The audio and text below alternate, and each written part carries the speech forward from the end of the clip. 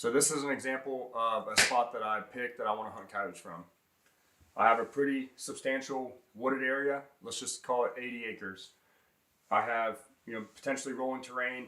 The hill is going to kind of fall down towards the creek that runs through here, indicated by the blue line. So I look at the area. The first thing I do is I find the terrain I want. So I found the wooded area and I found water. Predominantly, I want to try and pull coyotes out of this area. Then I start looking at my access. The red lines and all the red squares are indicated by the red lines or property lines, and then the red squares are different houses.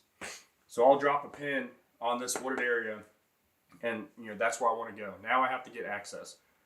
You don't necessarily have to have access to the exact area, but you have to have access to pull coyotes from that area and then get them out into an area that you do have permission to be on to make your shots and make your engagements. So I'll instantly start looking in at this house, and this house. This over here is indicated by like a field. That's a field, and that's a field, and that's a field. So imagine this is a wooded area, and these are all big crop fields that lead into this. So I need to start getting permission, and I'll just go and start asking.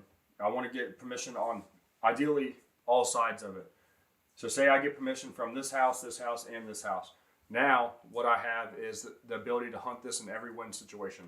Whether the wind be from the north, I can hunt down this way. That way the wind's in my favor. Or wind's coming across, I can hunt pretty much any of them. Or if the wind's from the south, I can hunt this northern property. So this allows you to hunt this whole area, and that's the things I'm looking for when I'm choosing these areas. And when I set up, which we'll get into more setup specific stuff in a minute, but I'm looking to set up to where sometimes it's hard to bring them directly through this field, so I'll give them a little bit. I'll set up on this wood line. Imagine that's a wood line leading from it. That's a wood line on either side of the creek, and these are all wood lines. So I'll set up somewhere, maybe down here. I'm trying to pull them out into this area. Or potentially if I have permission up here, I'll hunt, here on this side. I'm trying to pull them out, and I give them a travel route. You'd be surprised how easily coyotes can pick up that different change in elevation and terrain to use as travel routes. I've seen it before to where it looks like a completely flat field, but there's one little drainage running down the middle of this bean field, and they get down to that drainage and they use that to travel to get to the downwind side.